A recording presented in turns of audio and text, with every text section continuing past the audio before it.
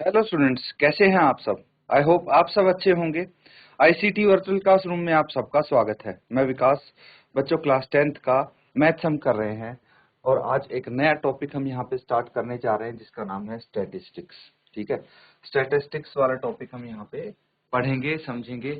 तो देखिए बच्चों, ध्यान से समझते हैं इसको।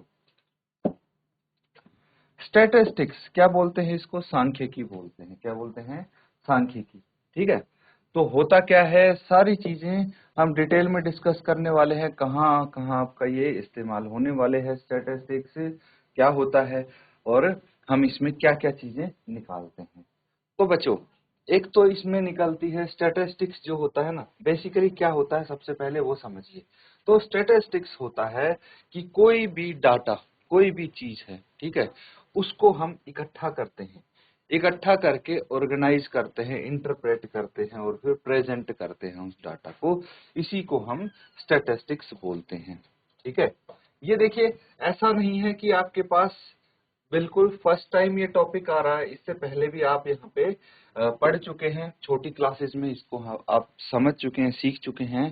कक्षा 9 में आपने इसको पढ़ा है, ठीक है, और उससे छोटी कक्षाओं में भी आपने पढ़ा है। कक्षा 6-7 से आपके पास ये स्टैटिस्टिक्स आना शुरू हो गया था, है ना, आपके कोर्स में स्टार्ट हो जाता है।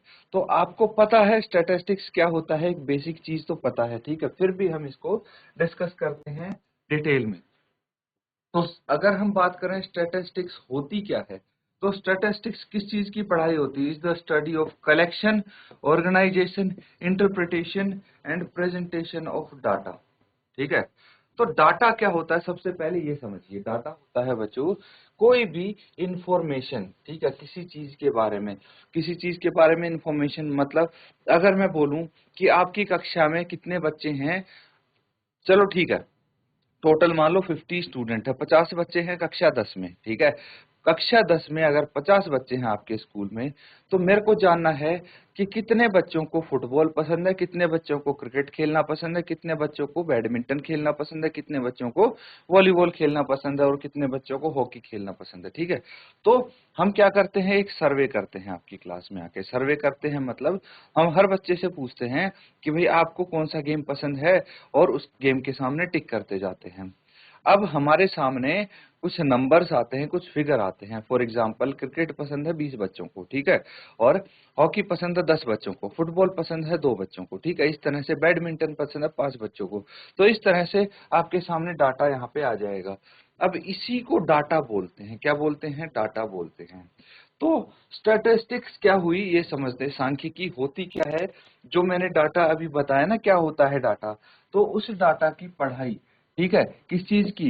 इकट्ठा करने की। इकट्ठा कैसे किया, समझ गए आप? इस डाटा को इकट्ठा किया गया, फिर इसको ऑर्गेनाइज करेंगे हम। अगर ऑर्गेनाइज करेंगे तो उससे क्या फायदा होगा? ऑर्गेनाइज करना क्यों है, सबसे पहले तो ये समझिए। ऑर्गेनाइज इसलिए करना है बच्चों, ऑर्गेनाइज अगर हम डाटा को करते हैं तो और बेहतर तरीके से उस डाटा को हम समझ पाते हैं। मतलब उस डाटा को पढ़ने में आसानी होती है। फिर इंटरप्रिटेशन करेंगे। इंटरप्रिटेशन करेंगे डाटा की, मतलब ये डाटा किस बारे में है, हम हमें इस चीज से, इस डाटा से क्या चीज पता लग सकती है। और फिर उस डाटा को प्रेजेंट करेंगे। प्रेजेंट करेंगे कुछ ऐसे आसान तरीके में हम प्रेजेंट करेंगे ताकि देखने वाला इंसान बहुत इजीली, जल्दी से समझ जाए, उसको ज्यादा समय ना लगे इस डाटा को समझने में, देखने में। इसी को आप स्टैटिस्टिक्स बोलेंगे। क्या बोलेंगे? स्टैटिस्टिक्स बोलेंगे। इसको डेफिनेशन है, नोट कीजिए, फिर हम इसको आगे डिस्कस करते हैं। तो ठीक है, नोट कर लिया सबने।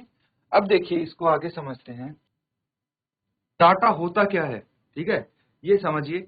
डाटा होता है, data is collection of number, measurements, observation और even descriptions of things gather to give some information. तो डाटा क्या होता है? कुछ चीजों को इकट्ठा करना होता है। कलेक्शन मतलब इकट्ठा करना। क्या क्या चीज? कुछ संख्याएं होगी, कुछ मेजरमेंट्स हो गए। मेजरमेंट्स फॉर एग्जांपल, मैं पूछता हूं कि आपकी कक्षा में भाई हर बच्चे की हाइट कितनी है, कितना मेजरमेंट है हाइट का, या फिर वेट कितना है। तो मेजरमेंट्स का डाटा हम इकट्ठा कर सकते हैं। कुछ ऑब्जर्वेशंस का डाटा हम इकट्ठा कर सकते हैं, ठीक है। तो ऑब्जर्वेशंस मतलब ये है कि भाई मान लो कि आप में से कितने बच्चों के आपकी क्लास में मोर देन 60% मार्क्स आए हैं और कितने बच्चों के 40% से कम मार्क्स आए हैं। तो ये ऑब्जर्वेशन हम करेंगे टेस्ट के थ्रू कि आपका टेस्ट हुआ है उसमें किसके कितने मार्क्स आए हैं, और कुछ डिस्क्रिप्शन हो गया, चीजों की इंफॉर्मेशन, मतलब डाटा वही है कि कुछ इंफॉर्मेशन आप इकट्ठा कर रहे हैं। In our day-to-day life, we come across several kind of tables consisting of numbers, figures like average cricket score of a team, election results. All these data give us some kind of information. अब देखिए, match तो सब देखते होंगे, cricket match सबने देखा होगा, है ना? या फिर इलेक्शन के जो रिजल्ट्स आते हैं देखे होंगे आपने, तो कैसे टेबल की फॉर्म में गिवन होते हैं वो, ठीक है? टेबल की फॉर्म में मतलब प्लेयर्स के नाम गिवन होंगे, उसने फिर कितनी बॉल्स खेली वो गिवन होंगे, कितने रन बनाए वो गिवन होंगे, कितने खाली डॉट बॉल गई। तो ये क्या है, एक डाटा है, स्टैटिस्टिक्स है, ठीक है? तो ये सारी चीजें हैं जो यहाँ पे आप समझने वाले हैं। अब देखिए आगे इसको समझते हैं कि जो ये समझ में आ गया कि आपका डाटा क्या होता है, उसको कैसे ऑर्गेनाइज करते हैं, इसी को स्टैटिस्टिक्स बोलते हैं। अब देखिए जो स्टैटिस्टिक्स है यहाँ पे हम तीन चीज पढ़ने वाले हैं। क्या पढ़ने वाले हैं? तीन चीज पढ़ने वाले हैं। एक तो पढ़ेंगे हम mean of data, median of data and mode of data. ठीक है, ये तीन चीज पढ़ेंगे। अब इसका मतलब क्या है, ये देखिए जो डाटा है ना बहुत ही बड़ा होता है, काफी स्प्रेड होता है। तो हम यहाँ पे आपकी जो 10th क्लास में पढ़ते हैं वो पढ़ते हैं मीन मीडियन मोड। तो मीन मीडियन मोड क्या हुआ बच्चों? मीन मीडियन मोड हुआ कि उस डाटा की कोई सेंट्रल टेंडेंसी हम यहाँ पे पढ़ने वाले हैं। सेंट्रल टेंडेंसी मतलब एक हम उसके बीच की वैल्यू निकालने की कोशिश करेंगे और हम उसी को मान लेंगे कि हाँ एक एवरेज, मतलब मान लीजिए कि एक क्रिकेट टीम ने कुछ पर्टिकुलर रन बनाए, तो हम उसकी एवरेज निकालने की कोशिश करेंगे कि लगभग मतलब एक एवरेज कितने हर प्लेयर ने कितने रन मारे होंगे। तो ये इसकी स्टैटिस्टिक्स में हम यहाँ पे करने वाले हैं, समझने वाले हैं। समझ में आ गया? चलिए इसको आगे हम समझते हैं और डिटेल में डिस्कस करते हैं। अब बात आती है एप्लीकेशन कहाँ करते हैं स्टैटिस्टिक्स, पढ़ क्यों रहे हैं भाई, फायदा क्या होगा इसका, ये समझते हैं। तो देखिए एप्लीकेशन जो इसकी होगी वो बहुत सारे सेक्टर्स में होती है, लेकिन यहाँ पे हम सारे डिस्कस नहीं करेंगे। यहाँ पे कुछ कुछ चीजें हम डिस्कस करेंगे, जैसे कि वेदर फोरकास्टिंग। तो वेदर फोरकास्टिंग मतलब क्या हुआ कि भाई जैसे बर्फ पड़ती है, ठीक है? तो कौन से रीजन में इस साल बर्फ पड़ सकती है, तो ये हम स्टैटिस्टिक्स की यूज करके बता सकते हैं, है ना? तो वेदर फोरकास्ट वाले भी वेदर को चेक करके ही बताते हैं। बाकी जो हमारे स्टैटिस्टिक्स है इस डाटा का भी यूज किया जाता है। फॉर एग्जांपल पिछले साल कौन से रीजन में इंडिया के स्नोफॉल हुआ था, ठीक है? उससे पिछले साल हुआ था कि नहीं हुआ था, उस टाइम क्लाइमेटिक कंडीशंस कैसी थी, तब हुआ था क्या, इस साल भी सेम क्लाइमेटिक कंडीशंस हो रही हैं तो स्नोफॉल होने के चांसेस हैं, अदरवाइज नहीं है। ये कहाँ से आया? हमारे पास पिछले सालों का जो डाटा है उसको देख के ही तो हम बता रहे हैं। तो यही तो इस्तेमाल है स्टैटिस्टिक्स का वेदर फोरकास्ट करने में। और देखिए साइंस एंड मेडिसिन, साइंस और मेडिसिन में भी काफी इसका इस्तेमाल होता है, किसका? स्टैटिस्टिक्स का। तो हम यहाँ पे डाटा इकट्ठा करके उसके बारे में स्टडी करते हैं और हम चीजें पता लगाने की कोशिश करते हैं। साइकोलॉजी, जियोलॉजी, इन सब में स्टैटिस्टिक्स का काफी यूज होता है, ठीक है? तो यहाँ पे प्रैक्टिकल एप्लीकेशन आपकी होती है। अब मीन ऑफ ग्रुप्ड डाटा क्या होता है ये समझते हैं। ग्रुप्ड डाटा और अनग्रुप्ड डाटा, ये तो आपने पिछली क्लास में कक्षा 9 में सीख लिया था। ग्रुप्ड डाटा मतलब हमें जो प्रॉपरली अरेंज करके डाटा दिया हो, ग्रुप में दिया हो डाटा, उसको ग्रुप बोलते हैं। और अगर कोई रैंडमली रॉ डाटा जिसको बोलते हैं उसको अनग्रुप्ड डाटा भी हम बोल देते हैं। समझ में आ रहा है? अब क्या है ये group data? The data that has been organised into several groups. अलग अलग ग्रुप्स में अगर कोई डाटा ऑर्गेनाइज किया गया है उसको ग्रुप डाटा बोलते हैं। ये तो समझ गए होंगे आप। और जबकि कोई रैंडमली डाटा है, ungrouped data is just a list of numbers, एक list of numbers. For example हम यहाँ पे आपकी क्लास में कुछ बच्चों का वजन नापते हैं, सभी बच्चों का वेट मेजरमेंट करते हैं, और वेट मेजरमेंट करके हम क्या करते हैं भाई, हर बच्चे का, जैसे एक बच्चे का है वेट 40 केजी, तो हमने लिख लिया 40 केजी, दूसरे बच्चे का वेट है 45 केजी, लिख लिया 45 केजी, किसी बच्चे का 38, तो 38 लिख लिया, फिर एक बच्चे का 42 है, ऐसे कर करके सारे 50 बच्चों का हमने एक वेट मेजरमेंट लिख लिया। तो ये क्या हो गया बच्चों, ये हो गया ungrouped data, list of numbers है कि हाँ भाई किस बच्चे का कितना वेट है, हमने 50 अलग अलग वेट लिख लिए। अब उस डाटा को पढ़ने में हमें बहुत टाइम लगेगा, क्योंकि दैट इज अनग्रुप्ड डाटा। तो ग्रुप डाटा हम कैसे करेंगे, ग्रुप डाटा हम करेंगे कि चलो भाई बताओ 35 से 40 केजी के बीच में कितने बच्चों का वजन है, तो आप लिख देंगे इतने बच्चों का वजन है। फिर 40 से 45 केजी के बीच में कितने बच्चों का वजन है, भाई इतने इतने बच्चों का वजन है। तो उससे क्या होगा, उससे हमें डाटा एक ग्रुप में आ जाएगा और हमें पढ़ने में उसको आसानी होगी। समझ में आ रहा है? ग्रुप डाटा और अनग्रुप डाटा के बीच में डिफरेंस मैंने बता दिया, हालांकि आप ये जानते हैं ये चीज। तो बच्चों यहाँ पे देखते हैं, द मीन और average of observation is the sum of the values of all observation divided by the total number of observation. अभी तक आपने ये चीज सीखी है कि किसी भी डाटा के अगर हम मीन निकालते हैं, मीन यानी माध्य निकालते हैं, मीन मतलब माध्य अगर हमें निकालना है, ठीक है, तो कैसे निकालेंगे, अगर माध्य निकालते हैं तो मीन या फिर उसको एवरेज भी बोलते हैं, क्या बोलते हैं, एवरेज भी बोल देते हैं। एवरेज निकालने के लिए बच्चों हम जो भी डाटा आपको गिवन होता है, जितना भी डाटा गिवन होता है, तो सारी वैल्यूज का जो जो वैल्यूज गिवन है ना, फॉर एग्जांपल आपकी क्लास में जो जो बच्चों का वजन है सबको टोटल कर लीजिए, सारे वेट को, सबके वेट को टोटल करके डिवाइडेड बाय जितने आपकी क्लास में स्टूडेंट हैं जिनका वेट टोटल किया गया था, उस नंबर से हम डिवाइड कर देंगे। जैसे फॉर एग्जांपल 50 स्टूडेंट हैं, तो सभी बच्चों का वेट ऐड करके उसको 50 से डिवाइड कर दिया, तो क्या आ जाएगा, एवरेज वेट आ जाएगा या फिर मीन आ जाएगा उसका, ठीक है। इसी तरह से हम मीन निकाल सकते हैं। अब यहाँ पे देखिए, जो ग्रुप्ड डाटा है उसका मीन निकालने के लिए हमें अलग अलग मेथड्स यहाँ पे देखने पड़ेंगे, सीखने पड़ेंगे। तो 3 मेथड है जो यहाँ पे हम पढ़ने वाले हैं। एक तो है डायरेक्ट मेथड, क्या है, डायरेक्ट मेथड, इसको लिखेंगे आप प्रत्यक्ष विधि।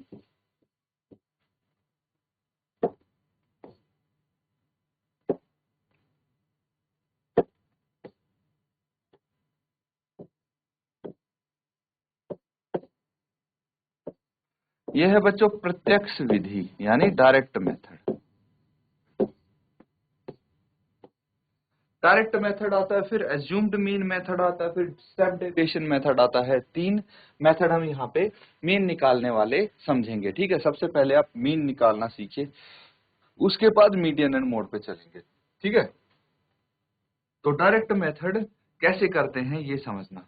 तो मान लीजिए आपके पास कुछ ऑब्जर्वेशन है, ठीक है, कैसे x1 x2 x3 ये डाटा है, ठीक है, ये कुछ फिगर्स हैं xn तक, ये ऑब्जर्वेशन है विद रिस्पेक्टिव फ्रीक्वेंसीज।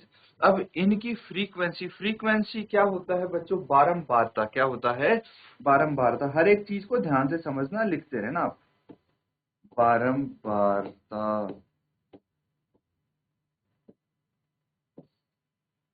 बारंबारता। तो फ्रीक्वेंसीज होगी, फ्रीक्वेंसीज का मतलब क्या है, बारंबारता का मतलब क्या है। देखिए ये ऑब्जर्वेशन है, तो मान लीजिए F1 क्या है, ये X1 कितनी बारी रिपीट हुआ है, कितनी बारी ये डाटा आया है, उसको इसकी फ्रीक्वेंसी बोल देंगे, यानी बारंबारता। मतलब फॉर एग्जांपल आपकी क्लास में हमने वेट मेजर किया बच्चों का, अब कुछ बच्चों का वजन है 40 केजी। तो बच्चों यहाँ पे मैं आपको समझा रहा था बारंबारता क्या होती है। तो मान लीजिए आपकी कक्षा में हमने वजन, वेट मेजर किया बच्चों का, अब कुछ बच्चों का वेट 40 केजीज है, मान लीजिए 5 बच्चों का वेट 40 केजीज है, तो 40 कितनी बार रिपीट हुआ है, 40 केजी हुआ है 5 बार रिपीट। तो जो ये 5 है ये इसकी फ्रीक्वेंसी है वेट की, कितनी, कौन से वेट की, 40 केजी की फ्रीक्वेंसी कितनी है, 5, यानी 40 केजी की बारंबारता हुई 5, क्योंकि 40 5 बार रिपीट हो रहा है। तो वही चीज मैं आपको समझाना चाह रहा हूँ, जो ये डाटा है कि कौन सा डाटा कितनी बार रिपीट हो रहा है वो यहाँ पे एज ए फ्रीक्वेंसी हम रिप्रेजेंट करते हैं। समझ में आ रहा है बच्चों?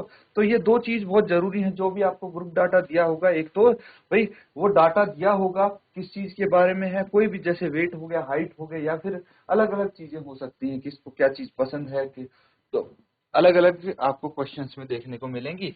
और रिपीटेशंस हो गया, फ्रीक्वेंसी को बोलते हैं। समझ में आ रहा है? आगे देखिए अब इसका मतलब क्या हुआ ये समझेंगे। इसका मतलब हुआ बच्चों कि this mean observation x1 occurs f1 times. यही बताया मैंने आपको कि बारंबारता का मतलब ये हुआ कि जो पहली टर्म है वो कितनी बारी रिपीट हो रही है उसको हम f1 से लिखेंगे, यानी फ्रीक्वेंसी 1। f2 x2 कितनी बारी रिपीट हो रही है उसको f2 से लिखेंगे, एंड सो ऑन। तो sum of the values of all observation, अगर सभी ऑब्जर्वेशन की वैल्यू का हमें सम निकालना है तो क्या करना पड़ेगा, f1 टाइम्स, तो x1 रिपीट हुआ तो x1 को f1 से मल्टीप्लाई कर देंगे, x2 को f2 से, x3 को f3 से, एंड fn को xn से मल्टीप्लाई कर देंगे। और नंबर ऑफ ऑब्जर्वेशंस क्या हुआ, भाई जितनी फ्रीक्वेंसी है, भाई कोई नंबर 5 बार रिपीट हुआ, कोई 2 बार, कोई सिर्फ एक ही बार आया है, तो सबको ऐड कर देंगे तो वो टोटल नंबर ऑफ ऑब्जर्वेशन आ जाएगा। तो बेसिकली हम मीन अगर निकालेंगे तो कुछ इस तरह से निकालेंगे। ये विजिबल है ना? देखिए हम एक्स बार का मतलब क्या है, मीन। मीन को हम इससे रिप्रेजेंट कर सकते हैं। तो sum of values of observation जो हमने निकाला था उसको न्यूमरेटर में लिखेंगे, और sum of observations, number of observations यानी जो फ्रीक्वेंसीज है उनका सम हम डिनोमिनेटर में लिखेंगे। तो इसको हम क्या लिख सकते हैं बच्चों, ये समझेंगे। देखिए ये हो जाता है आपका सिग्मा। ठीक है, अगर हम मीन निकाल रहे हैं ना तो फाइनली क्या आया है आपका, इसको बोलते हैं बच्चों सिग्मा। ठीक है, सिग्मा आई इक्वल्स टू 1, एक से लेके एन तक। ठीक है, और ये हो जाएगा F I X I divided bye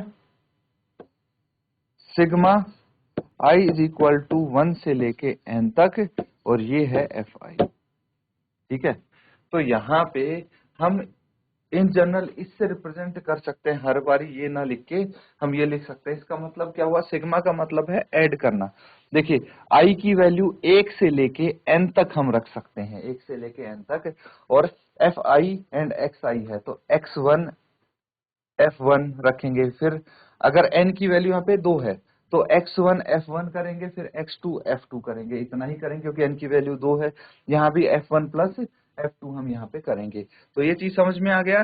तो इस तरह से हम यहाँ पे ये मीन निकाल सकते हैं। कौन से मेथड से, डायरेक्ट मेथड से। तो this method of finding the mean is known as direct method. क्या बोलते हैं इसको, डायरेक्ट मेथड बोलते हैं, यानी प्रत्यक्ष विधि बोलते हैं। इसको नोट कर लीजिए। इसके बाद हम एक क्वेश्चन करने वाले हैं जो डायरेक्ट मेथड से सॉल्व करेंगे। तो ठीक है, नोट कर लिया सबने? चलिए अब इसको समझने की कोशिश करते हैं क्या होगा, कैसे हम डायरेक्ट मीन मेथड की हेल्प से क्वेश्चन सॉल्व करते हैं। सबसे पहले तो ये समझिए क्या गिवन है आपको, following table shows marks obtained by 22 students of class 10th in mathematics paper consisting of 100 marks. तो यहाँ पे एक टेबल दिया है, और टेबल में आपको बोला है कि भाई 10वीं कक्षा के 22 बच्चों के 100 में से कितने अंक आए हैं वो आपको बता दिए गए हैं। तो इसका मतलब क्या हुआ कि कुछ बच्चों के 10 मार्क्स आए हैं। 10 कितने बच्चों के आए हैं, फ्रीक्वेंसी देखिए, ये मार्क्स ऑब्टेन्ड है, ऑब्टेन्ड, और ये है नंबर ऑफ स्टूडेंट। मतलब 10 मार्क्स एक बच्चे के आए हैं, 20 मार्क्स भी एक बच्चे के आए हैं, 12 मार्क्स 2 बच्चों के आए हैं, 40 अंक 4 बच्चों के आए हैं, 56 अंक 3 बच्चों के आए हैं, 60 अंक 2 बच्चों के आए हैं, 70 अंक 4 बच्चों के आए हैं, और 72 अंक भी 4 बच्चों के आए हैं। और ये टोटल बच्चे, अगर हम फ्रीक्वेंसीज को टोटल करेंगे तो कितना आएगा, 22 आएगा, 22 आ जाएगा, है ना। तो ये आपको डाटा दिया है। यही तो मैंने बताया था आपको, क्या एक तो वैल्यूज दी होंगी, मार्क्स ऑब्टेन्ड जो हो गया, ऑब्जर्वेशन दी होगी, और दूसरा उसकी फ्रीक्वेंसी दी होगी, कौन सी चीज कितनी बार रिपीट हो रही है। ये चीज समझे हैं। तो अब प्रिपेयर करना है, prepare the frequency table in such a way that the first column consist of value of observation. तो आप फ्रीक्वेंसीज को इस तरह से रिप्रेजेंट करो, इस तरह से एक टेबल बनाओ कि पहले टेबल में वैल्यू ऑफ ऑब्जर्वेशन हो, दूसरे कॉलम में करस्पॉन्डिंग फ्रीक्वेंसी हो। ठीक है, एक टेबल बनाना है जिसमें पहले कॉलम में आपको क्या मिलेगा, ऑब्जर्वेशन मिलनी चाहिए, दूसरे कॉलम में ये फ्रीक्वेंसी मिलनी चाहिए। ठीक है, उसके बाद in third column multiply the value of observation with the corresponding frequency. और तीसरे टेबल में आप वैल्यू ऑफ ऑब्जर्वेशन की जो वैल्यू है उनको कॉरस्पॉन्डिंग फ्रीक्वेंसी से मल्टीप्लाई कर दोगे, उसके साथ वाली फ्रीक्वेंसी से। ऐसी तो करते थे, x1 into f1, x2 into f2, x3 into f3। तो यहाँ पे यही हम करने वाले हैं। उसके बाद calculate the sum of all entries in column 2 and column 3। Column 2 क्या हो गया, फ्रीक्वेंसी हो गया, टोटल नंबर ऑफ ऑब्जर्वेशन कितनी है। कॉलम 3 क्या हो गया, सम ऑफ ऑल ऑब्जर्वेशंस हो जाएगा। ठीक है, और फिर उसके बाद ये फॉर्मूला जो हमने पढ़ा था इसका यूज करना है। तो क्या बात हुई थी हमारी, सबसे पहले कॉलम में हम ऑब्जर्वेशंस करेंगे, मार्क्स ऑब्टेन्ड। दूसरे कॉलम में आएगी फ्रीक्वेंसी। तो ठीक है, एक्स आई और एफ आई हम लिख लेंगे। तो जैसे 10 मार्क्स एक स्टूडेंट के थे, x I 10, F I 1, x I 20, F I 10। ठीक है, इस तरह से करते करते हम ये टेबल यहाँ पे कंप्लीट कर देंगे। और उसके बाद क्या करना है, इसके बाद ये चीज समझ में आ गया, फिर फ्रीक्वेंसी वाले जो कॉलम है उसको हम सब सारी वैल्यू ऐड कर देंगे। ये आपको क्वेश्चन में भी दिया है कि 22 आएगा। उसके बाद हमने क्या करना है भाई, 10 into 1 10, F I into X I करना है थर्ड कॉलम में, 20 इंटू 1 20। फिर आप सबको मल्टीप्लाई कर दीजिए, 12 into 2 24, 40 into 5 200, 56 into 3 168, 60 into 2 120, 70 into 4 280, 72 into 4 288। और इन थर्ड कॉलम की सारी वैल्यूज को जब हम ऐड करेंगे तो आपके पास आएगा 1110। कितना आएगा, 1110। उसके बाद आपको क्या करना है, ये फॉर्मूला यूज करना है। फॉर्मूला में क्या है, sigma F I X I. Sigma F I X I मतलब थर्ड कॉलम की वैल्यूज का जो सम था वो लिखेंगे, डिवाइडेड बाय 22, 22 से उसको भाग कर देंगे। कितना, 22 से उसको डिवाइड कर देंगे। ठीक है, अब डिवाइड करके जो आपका आंसर आएगा वो यहाँ पे लिख देंगे, 1110 है, 22 है, 22 5 जा 22 5 कितना होता है, 110 होता है। एक बच गया, जीरो उतार लिया, 22 जीरो जा 0। फिर डेसिमल के बाद हमने एक जीरो लगाए, एक और उतार लिया हमने, 22 चौके 88 हो गया, 88। कितना बच जाएगा, 12 बच जाएगा, और एक जीरो हमने उतार लिया, 22 पंचे 110 हो गया। ठीक है, तो अब टू डेसिमल प्लेस हम लिख सकते हैं 50.45। ये इसका क्या आ गया, मीन आ गया। इसकी मीन, जो मीन मार्क्स हैं क्लास के वो कितने हैं, 50.45 हैं। तो इस तरह से हम मीन निकाल सकते हैं, मीन या फिर एवरेज बोल सकते हैं of the group data. Group data का हमने मीन इस तरह से निकाला है, इसको नोट कर लेंगे।